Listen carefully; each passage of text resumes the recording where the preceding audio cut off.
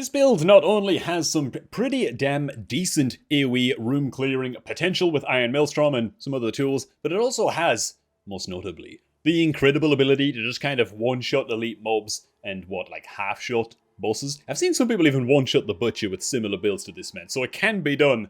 And yeah, we're going to cover my variation of the build in this video. If you like what you see, make sure to like the video, first of all, and also iterate on this build yourself and see what you can come up with. And saving the slightly more detailed breakdown for a little bit later on in the video, the TLDR of the build is you want to pick up some kind of AoE core ability, either Hammer of the Ancients, which I prefer, or Upheaval over here. Either can work, both are variations of the same build, I guess. Then a little bit later on down the tree, it's all about Deathblow, boys. This is Deathblow Barbarian. Deathblow turned up to 11. We have 5 points in Deathblow to make it as OP as possible for sniping those elite units. A little bit further on down, we opt into Iron Maelstrom. There's a variation where you can go Call of the Ancients. That's up to you to try out for yourself. I tried it. I preferred Iron Maelstrom by a lot.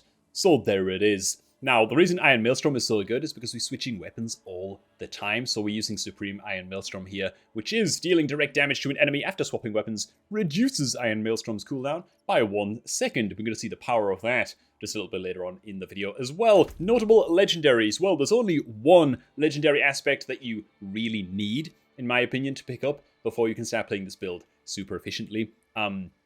And that is Encroaching Wrath. After spending 100 Fury, your next weapon mastery skill, aka Deathblow, deals 82% increased damage.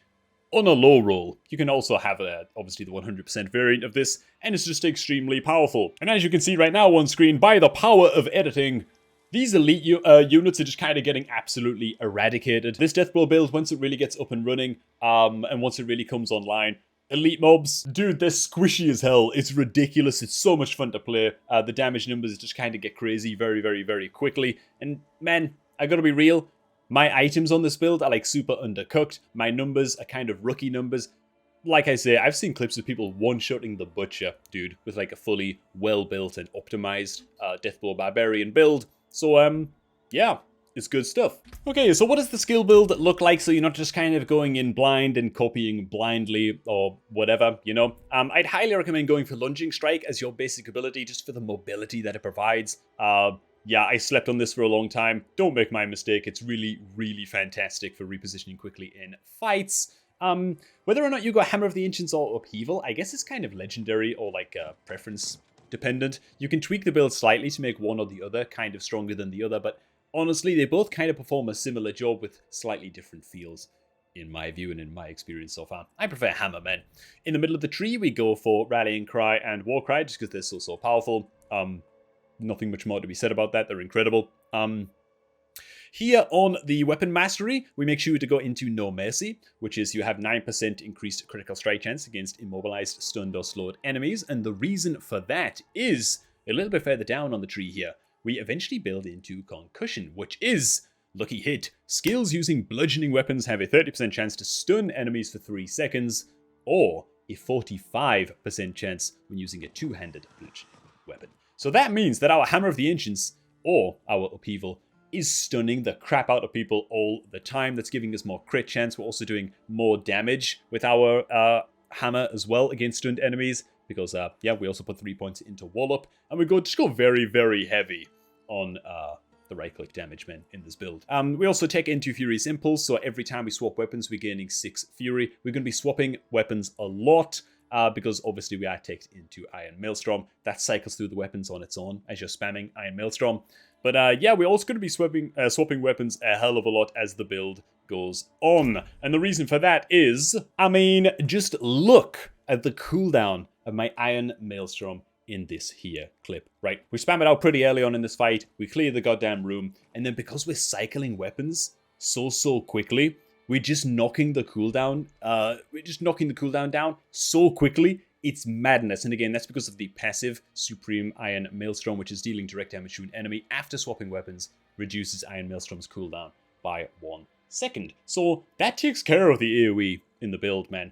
It's really, really awesome stuff. Now is a pretty good time actually to note that you want to make sure that you are actually assigning specific weapons to your skills. For your lunging strike, if you scroll on down here, you can hit your middle mouse button to cycle which weapon you are lunging striking with.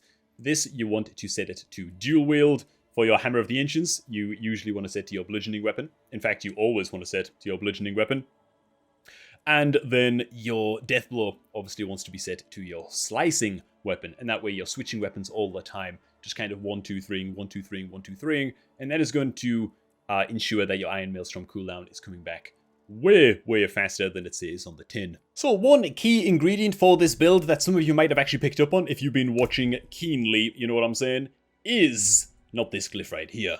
This glyph right here. You want to be picking up the glyph of exploit, the rare glyph of exploit, as soon as humanly possible. Why? Because the extended effect of this glyph is when an enemy is damaged by you, they become vulnerable for 3 seconds. This cannot happen more than once than 20 seconds per enemy. Vulnerability and the ability to reliably apply vulnerability to an enemy, most importantly to an elite mob, is crucial for this build, right? Until you actually get this glyph, you can kind of make do by just putting a few points into pressure point, because you'll be spamming your Hammer of the Ancients so much that it's pretty easy to get that vulnerability up on your main target. But once you have this glyph, once you have the glyph of exploit, you don't need to skill into that anymore, and you can put those 3 points elsewhere. It's extremely powerful, and I'd highly recommend leveling this up really fast. Yeah, it's great stuff. Some other notable glyphs that you might want to take note of, and that I will be taking note of and building into future Paragon boards, is this one right here, Mortal Draw.